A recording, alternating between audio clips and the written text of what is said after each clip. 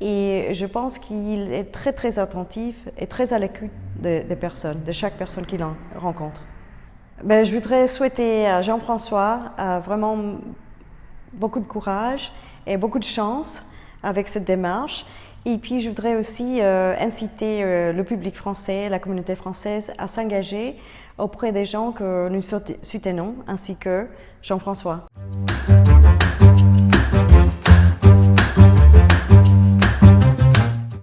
Je m'appelle Yvonne Amor-Palix et je suis galériste de formation.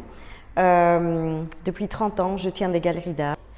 Jean-François, je l'ai connu en 2013.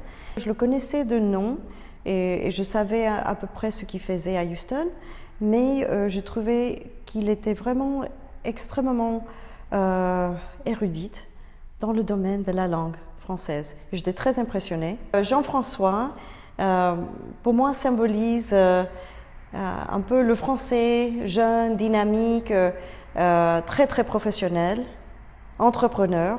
Je le connais en tant qu'entrepreneur, je le connais en tant que représentant un peu de la communauté française lors des différentes des associations, par exemple la Chambre de commerce franco-américaine, ensuite EFGH, aussi TFA, Texas French Alliance for the Arts. Donc extrêmement engagé dans le domaine des associations et la communauté française. Quand je l'ai vu arriver un jour avec ses enfants, j'imaginais pas qu'il avait déjà autant d'enfants et puis que chaque enfant avait une personnalité extraordinaire.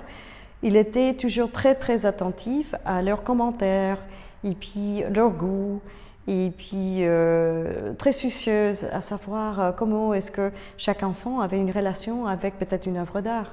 Donc les discussions étaient très enrichissantes pour moi. En fait, il ne se prend pas trop au sérieux et je trouve que ça c'est une très très grande qualité. Jean-François pour moi est un représentant de la communauté française très adepte parce qu'il est toujours, comme je dis, à l'écoute de l'autre.